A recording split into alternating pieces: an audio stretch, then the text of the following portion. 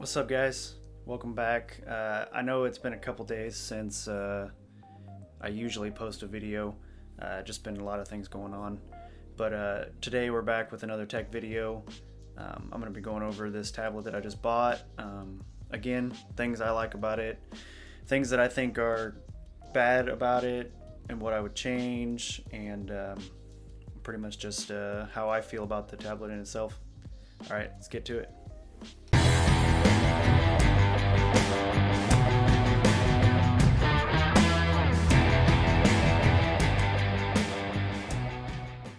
What's up, guys?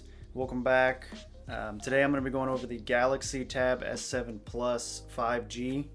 I bought this tablet recently because I just wanted something that I could do, photo editing and video editing type stuff, kind of on the go. When you don't want to bring a big laptop with you and plug in the chargers and all that stuff. So I bought this. A lot of people were saying that this is kind of a iPad Pro killer. I don't know if I would say that exactly. I will say that the specs on this are pretty similar to the iPad Pro. I think the iPad Pro has 120 hertz refresh rate. This has 120 hertz refresh rate screen. It also has a pen that comes with it. The case that I got has this nice little tuck away for the pen. And this is where it charges and is magnetized to it. I know a lot of people were saying that they don't really like this spot back here for the pin, because sometimes if you're working, you're trying to fiddle around and find the spot where the magnets connect, and that is the only spot that it charges. I will say that one thing that I did notice about this is that there is a spot up top. So if you are using it as, let's say, like tablet, laptop mode, there is a spot up top. I don't know if they did this on purpose or not, but it does magnetize to the top. So if you're doing anything where you're wanting to write and stuff, and you don't want to just set the pin down to the side of you and you want to keep it with you, you can magnetize that other place on top of it. Again, I don't know if that was on purpose or if that's just something that has a strong magnet in there and that's where it can connect. It won't charge there. The only place that it charges is on the back. I haven't really found any issues with it. I know a lot of people didn't really like that's where it was, but it is what it is. This has quad firing speakers, so you got two speakers here, so when you're watching it, straightforward, it doesn't give you a surround sound effect, but it does give you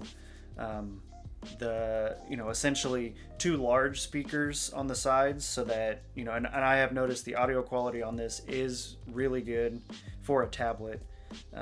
You're not going to get like big boom and bass and stuff like that, but it is a good location for the speakers. I do think that they're pretty good firing forward. It's got the fingerprint sensor built into the power button. I think it's maximum at 3 fingerprints that it can read. I believe that it's got 256 gigs of internal storage, and it can it has a upgradable storage, I think up to 1 terabyte, I believe. 8 gigs of RAM, which is the same as the iPad Pro. The screen in terms of color, I think is a lot better than previous tablets that Samsung's put out. I haven't really bought a new Samsung tablet in quite a while, since like the Tab A or whatever it was, and that thing really wasn't good.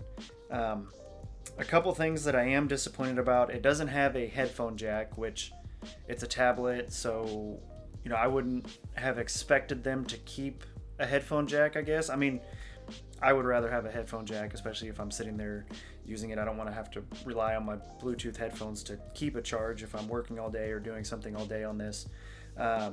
It does use USB-C. It doesn't come with the charging brick, but it does have the option for the super fast charging, which is I think the 65 watt or 45 watt, one of those two power bricks, which is really comes in handy. I have actually charged this from 20% to 100% in like 30 minutes, I think. It's got the same material build as the Galaxy Z Fold, which I think it's what Samsung's going with. It's got the brushed aluminum down the sides. It's got this flat matte finish on the back of it. You are going to get two 12 or 10 megapixel cameras. I think it's 10, which I'm not too upset about because I'm not going to be walking around taking photos with this and stuff like that. I think the only thing I would do that for is if I was on a job site for my second job trying to take photos of the house, just so I have them directly on my tablet. But this isn't going to be, a professional camera. If anybody's expecting that, then you probably shouldn't buy a tablet to be a camera in the first place. The case that it came with is this laptop style case. It detaches from the bottom, and it's got these 3 little pins down here along with 2 little notches that lock it into place in the bottom of the tablet. It also has this back piece that does have a little hinge that you can adjust. It's got some rigidity to it, not so much like a locking mechanism, so that you can put it really at any degree that you want if you're watching something. I do like that it has Samsung DeX built into the software, so instead of having to use like a docking station like you would with the phones previously, or plugging it into a monitor, it does turn it into almost like a desktop PC or laptop. It is 5G capable, so if you do get a SIM card, you can activate the 5G on it. Mine came with a SIM card, but for whatever reason it won't connect or turn on, so I'm gonna have to call AT&T about that. But one thing that I didn't like about this is that obviously it's a tablet, so it's still using mobile apps from the Google Play Store, so you're not going to be able to do much. Like Premiere Pro won't run on this. I was hoping to download the CAD software from the website that I use on my computer for my 3D rendering that I do, and it won't let me download that. If somebody wants to drop a link in the description, or just let me know how to download applications from like Google Chrome and then run full desktop applications on a tablet, that would be really nice. I don't know how to do that, or if there's even a way to do that without hacking it. I don't want to dive into all the developer stuff and hack it if that's the case. I really don't like that Adobe Premiere Rush won't run on this.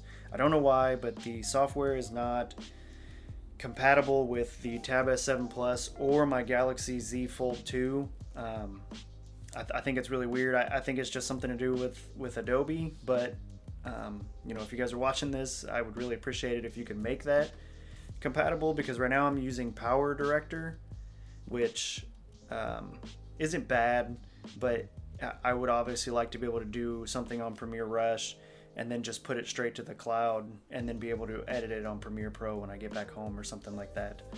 But yeah, overall, I think it's a really good tablet. I like it. I haven't had any issues with it.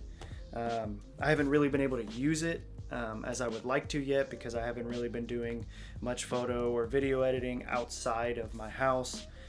I'm really hoping to get a chance to do that this year, maybe pick up some more wedding videos with my side business, and hopefully do some stuff with that and photo and video editing stuff. But yeah, so hopefully that'll come through, and I can start using this more and actually maybe do another review down the road to see how well it does with heavy workloads. All right, guys, that's gonna do it for today. Appreciate you stopping by. Hit the like button if you liked it, dislike if you didn't, subscribe, hit the notifications bell. I'd really appreciate it, and I'll catch you guys in the next one. Peace.